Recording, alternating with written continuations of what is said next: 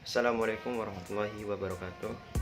Saya Imam Masudi Al-Fariki akan mempresentasikan hasil kerja saya yang bertemakan kenakalan remaja dan cara mengatasinya. Ada beberapa rumusan masalah yang terjadi pada tema saya, yaitu pertama, apa yang menyebabkan kenakalan itu terjadi. Nah, dan kedua yaitu akibat apa yang ditimbulkan dari kenakalan remaja.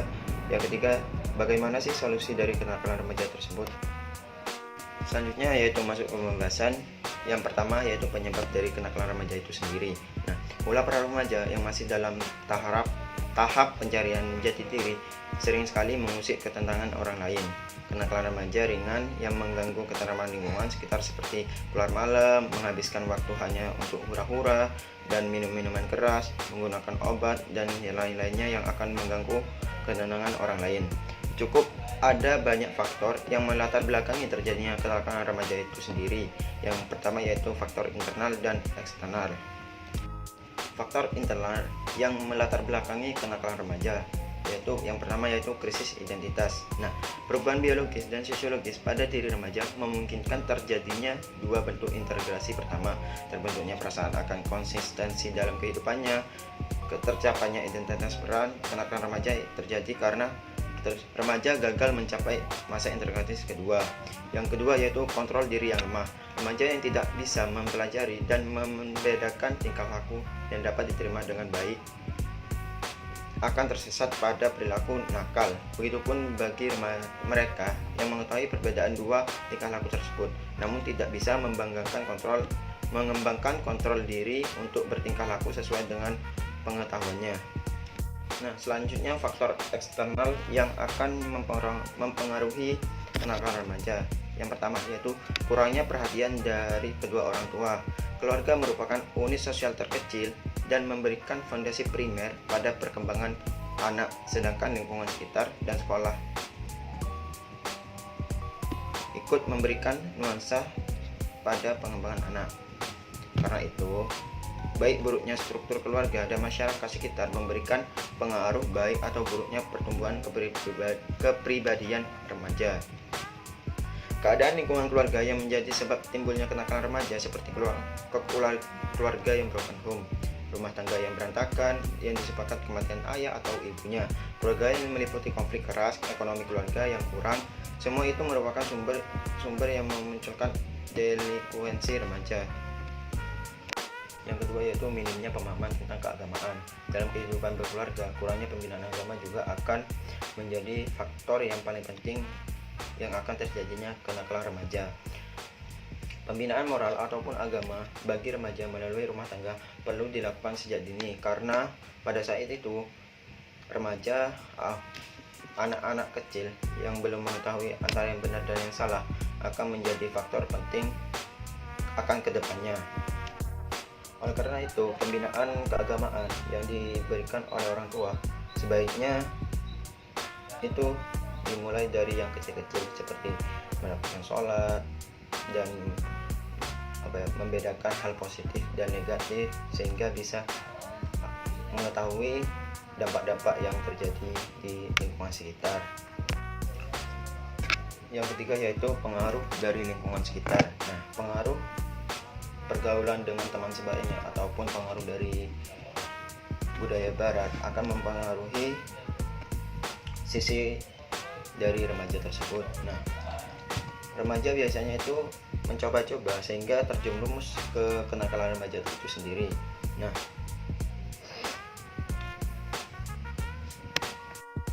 oleh karena itu kita harus bisa memilih antara yang positif dan yang negatif.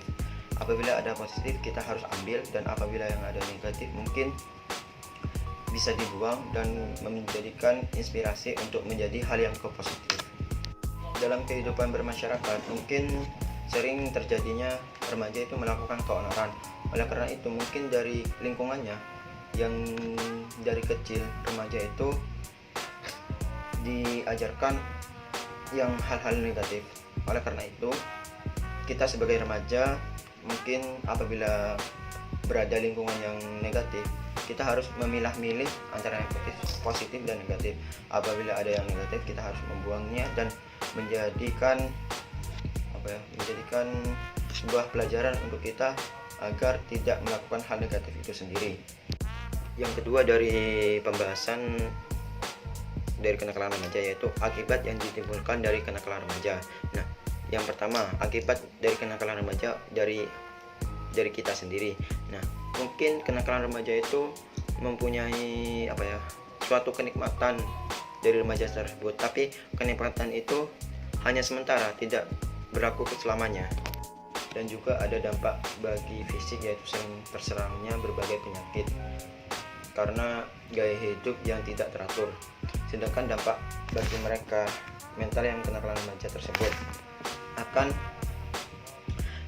mengantarnya kepada mental-mental yang lembek, berpikir yang tidak stabil, dan kepribadiannya akan terus menyimpang dari segi moral yang pada akhirnya akan menyalahi aturan etika dan estetika itu sendiri. Dan hal itu akan terus berlangsung selama remaja tersebut tidak memiliki orang yang membimbing dan mengarahkan remajanya, yaitu bagi keluarga. Anak merupakan aset yang paling penting bagi keluarga, dikarenakan apabila keluarga tidak bisa menafkahinya, mungkin anak yang akan menjadi tanggung jawab untuk menafkahi keluarga tersebut.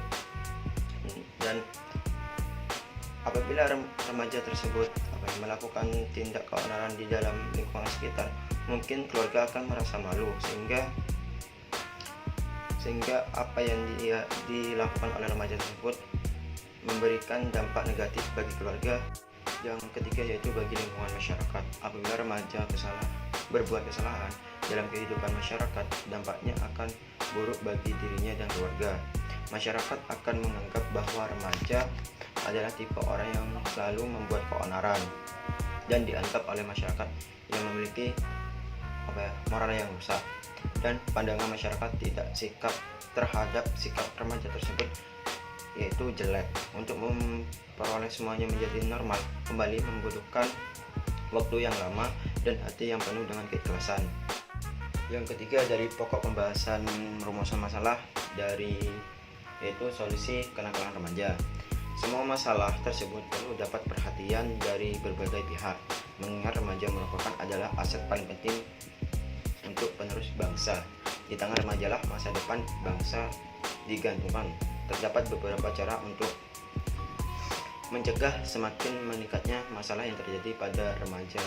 Yang pertama yaitu peran orang tua, yaitu menanamkan pola asuh yang baik pada sejak dini, perantara, dan balita,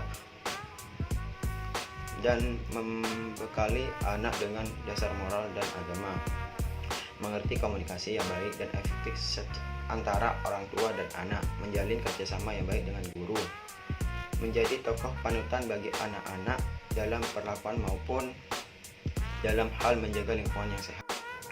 Kegagalan mencapai identitas peran dan lemahnya kontrol diri bisa dicegah atau deteksi dengan prinsip keteladanan.